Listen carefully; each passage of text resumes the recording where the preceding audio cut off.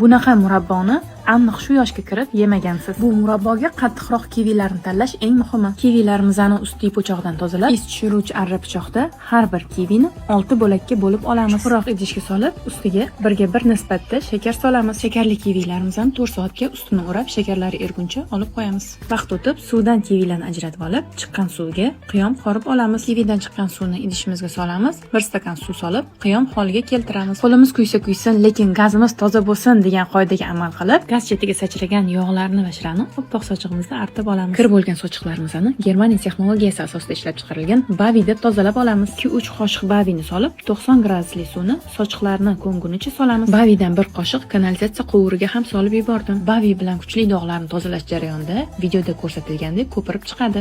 Kivi murabbosiga qaytsak, vaqt o'tib qiyomimiz ham yetildi. Uni tekshiramiz va qiyomga kivilarni sekinlik bilan solamiz. Bu kivili murabbo o'rta olovda 20 minut qaynatiladi.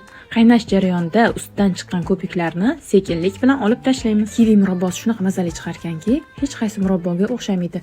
Hidi butun uyni tutib ketdi. Bavidan rezultat kutayotganlar uchun ko'rayotganlardek sochiqlarim qalbimdek top-toza bo'ldi. Video yoqqan bo'lsa, bundan da zo'r retseptlarni o'tkazib yubormaslik uchun menga obuna bo'ling.